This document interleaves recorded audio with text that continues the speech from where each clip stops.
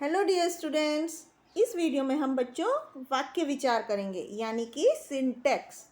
जिस तरह से बच्चों हमने पिछली वीडियो में देखा कि वर्णों के सार्थक मेल से शब्द बनता है, उसी तरह से बच्चों वाक्य क्या होता है जो शब्दों के सार्थक समूह से बनता है। यानी कि जब हम कई शब्दों को इस तरह से लिखते हैं कि उसका एक मीनिंग होता है, इस क्रम में लिखते हैं कि उसका एक मीनिंग होता है, एक अर्थ होता है, तो उसको हम वाक्य बोलते हैं। जैसे अदिति पौधों को पानी दे रही है, संयम पढ़ रहा है। तो यहाँ पर क्या है, कई सारे शब्द हैं लेकिन उनको इस तरह से व्यवस्थित किया गया है कि ये एक वाक्य बन गया जिसका कि एक मीनिंग है।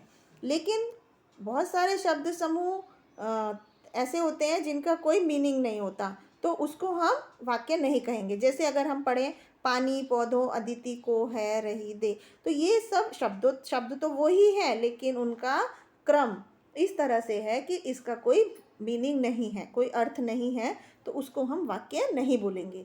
या है संयम पढ़ रहा पढ़, तो ये भी कोई वाक्य नहीं कहा जाएगा। तो शब्द वाक्य क्या होता है बच्चों?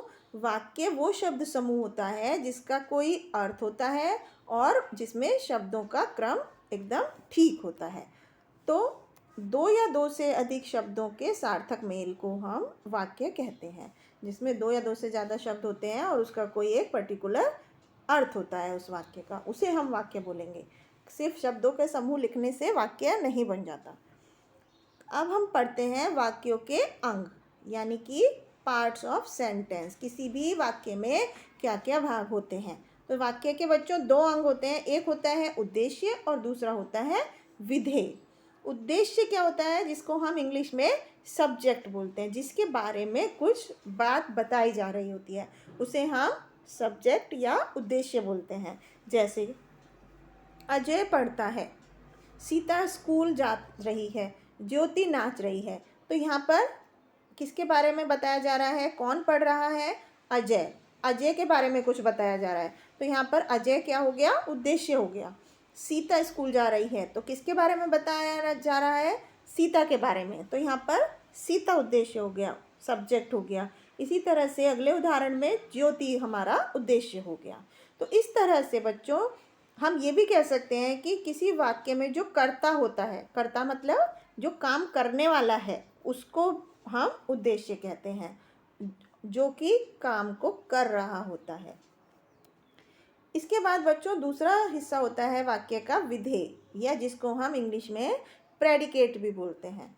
तो उद्देश्य के बारे में या सब्जेक्ट के बारे में जो कुछ भी बताया जा रहा होता है या जो कुछ भी किया जा रहा है, उद्देश्य सब्जेक्ट जो भी कर रहा है, उसको हम विधेय बोलते हैं। जैसे कि हमने पिछले सेंटेंस में पढ़ा था कि अजय पढ़ रहा है, तो पढ़ाई कौन कर रहा था? अजय कर रहा था। तो अजय के द्वारा जो भी काम किया जा रहा है, जैसे पढ़ना, सीता स्कूल जा रही है तो स्कूल जाना, ज्योति नाच रही है तो नाचना, तो जो भी काम किए जा रहे हैं उद्देश्य के द्वारा, उसे हम विधेय बोलते हैं। तो इस तरह से आपको समझ में आया, किसी वाक्य में जो काम करने वाला है या जिसके बारे में कुछ बताया जा रहा है, उसको हम उद्देश्य बोलते हैं, और जो चीज़ बताई जा रही है या जो काम किया जा रहा है, उसको हम विधेय बोलते हैं। अब हम बच्चों वाक्य के प्रकार पढ़ते हैं कि वाक्य कितनी तरह के होते हैं। वाक्य तीन तरह के होते हैं। सबसे पहले साधारण वाक्य, संयुक्त वाक्य और मिश्र वाक्य। तो सबसे पहले हम साधारण वाक्य के बारे में पढ़ते हैं। साधारण वाक्य मतलब सिंपल सेंटेंस, जिस वाक्य में केवल एक ही कर्ता यानी कि काम करने वाला होता है और एक ही क्रिया यानी कि वर्ब होती है, उसे हम सिंपल सेंटेंस या साधारण वाक्य बोलते हैं। जैसे कि पानी बरस रहा है, तो इस वाक्य में आप देख रहे हैं कि काम करने वाला एक ही, सब्जेक्ट क्या है, उद्देश्य क्या है? पानी, और क्या काम किया जा रहा है? बरस रहा है।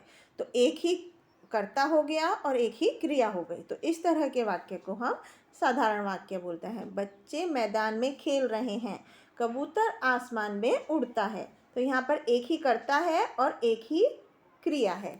इस तरह के वाक्य को साधारण वाक्य बोलते हैं। दूसरा होता है संयुक्त वाक्य, या जिनको हम कंपाउंड सेंटेंस बोलते हैं, जिसमें कि एक से ज़्यादा साधारण वाक्यों को किसी समुच्चय बोधक अव्यय से जोड़ा जाता है। समुच्चय बोधक अव्यय क्या होता है इंग्लिश में, जिसे हम कंजंक्शन बोलते हैं, उससे जोड़ा जाता है, उसे हम संयुक्त वाक्य बोलते हैं। संयुक्त मतलब दो चीज़ों को जोड़ना। तो इसमें हम दो साधारण वाक्यों को जोड़ते हैं आपस में। किससे जोड़ते हैं? किसी समुच्चय बोधक अव्यय, या इंग्लिश में जिसे हम कंजंक्शन बोलते हैं। जैसे मैं रोज़ व्यायाम करता हूँ और स्नान करता हूँ। तो यहाँ पर दो वाक्य हैं, मैं रोज़ व्यायाम करता हूँ और दूसरा वाक्य है मैं रोज़ स्नान करता हूँ। तो इसको हमने और समुच्चय बोधक अव्यय से जोड़ दिया तो हमारा वाक्य बन गया संयुक्त वाक्य, मैं रोज़ व्यायाम करता हूँ और स्नान करता हूँ। इसके बाद हम अगला वाक्य पढ़ते हैं, आप चाय पिएंगे या आपके लिए शरबत ले आऊँ। तो यहाँ पर दो वाक्य हैं, दो साधारण वाक्य हैं, इनको या समुच्चय बोधक अव्यय से जोड़ा गया है। इसके बाद तीसरा सेंटेंस, मैंने उसे बार बार समझाया लेकिन वह नहीं माना। तो यहाँ पर लेकिन से हमने दो साधारण वाक्यों को आपस में जोड़ करके संयुक्त वाक्य बना दिया। इसके बाद बच्चों हम थर्ड टाइप के सेंटेंस पढ़ते हैं, मिश्र वाक्य, यानी कि कॉम्प्लेक्स सेंटेंस। जैसे कि नाम से ही पता चल रहा है कि यहाँ पर कई सारे वाक्य होते हैं। एक प्रधान उपवाक्य होता है, मतलब कि मेन सेंटेंस होता है, और दूसरा उस पर डिपेंडेंट सेंटेंस होता है।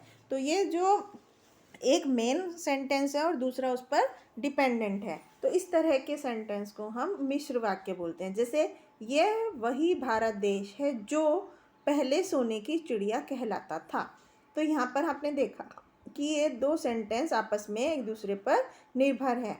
तो इस तरह के वाक्यों को हम मिश्र वाक्य बोलते हैं। मैंने यह पढ़ा है कि पृथ्वी पर 3/4 पानी है। तो यहाँ पर हम देख रहे हैं कि अपने आप में ये सेंटेंस तो है लेकिन उसका अर्थ पूरा नहीं है बिना दूसरे सेंटेंस की। तो इस तरह के वाक्य को हम मिश्र वाक्य बोलते हैं। मतलब एक मेन सेंटेंस होता है और दूसरा उस पर डिपेंडेंट होता है। इस तरह के वाक्य को मिश्र वाक्य बोलते हैं। तो अब हम देखते हैं कि इस लेसन में हमने क्या क्या चीज़ें पढ़ी। सबसे पहले शब्दों का सार्थक समूह वाक्य कहलाता है। वाक्य क्या होता है या सेंटेंस क्या होता है? जब हम कई सारे शब्दों को इस तरह से क्रम में लिखते हैं कि उसका एक अर्थ होता है, उसको हम वाक्य कहते हैं। और दूसरा, वाक्य के दो अंग होते हैं, एक उद्देश्य और विधेय, मतलब कि पार्ट होते हैं। किसी भी वाक्य के दो हिस्से होते हैं जिसमें एक हिस्सा उद्देश्य और दूसरे को हम विधेय बोलते हैं। और वाक्य का जो कर्ता होता है, काम करने वाला, उसको हम उद्देश्य कहते हैं। और उद्देश्य के बारे में जो कुछ भी बात बताई जा रही होती है उसे हम विधेय बोलते हैं। तो इस तरह से बच्चों आपने देखा कि हमने इस वीडियो में पढ़ा कि वाक्य कितनी तरह के होते हैं, वाक्य क्या होते हैं और वाक्य में कौन कौन से पार्ट्स होते हैं। तो आई होप आपको समझ में आया होगा। Thank you.